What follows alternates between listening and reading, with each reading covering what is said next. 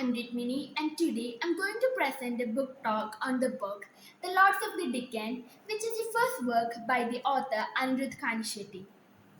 History is not just about the retelling of the past, but it's also about how we perceive the future and make a present. Therefore, it's very important that we tell it in a way that captivates the minds of the readers while keeping the facts true. This is exactly what Anirudh Kanisetti has done in the book The Lords of the Deccan. It is an elaborate account about the medieval Deccan history, giving us insights about the lives of the emperors, the architectural marvels of their time, the economy, the trade, and how they had vengeance and betrayals in their lives. The emperors we see with people just like us, with their own aspirations and dreams, trying to prove themselves to the world. They tried to prove that they were the gods' favorites by drawing connections from the myths, by building temples and monasteries, and being patrons to temples.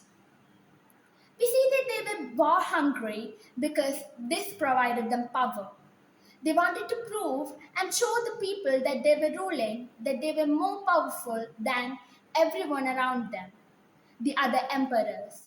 My favorite emperors is Amoghavasha, not just because he started ruling at the age of 14, but because he was highly efficient and even when he was ruling the emperor, he kept on growing his knowledge and was a wonderful poet. One of his books, the Kavya Rajamarga, was a book that is known as the royal path for the poets and tells about how the poets could come to the court and become highly established. He ruled for 64 years, which is till now one of the longest spanning monarchical records. We know that the emperors had power and they wanted more. The book opens doors to the medieval history. What made me more interested to read this book was because it gives this prominence to the Deccan history, which most of the books does not give. Indeed, even though the medieval Deccan history had played a very important role in shaping India, it is highly overlooked. Indeed, we don't read much about them, but this book gives it the rightful place. I think if we read this book, it will provide us the rightful place in our own imaginations about the medieval Deccan history when it comes to thinking about Indian history.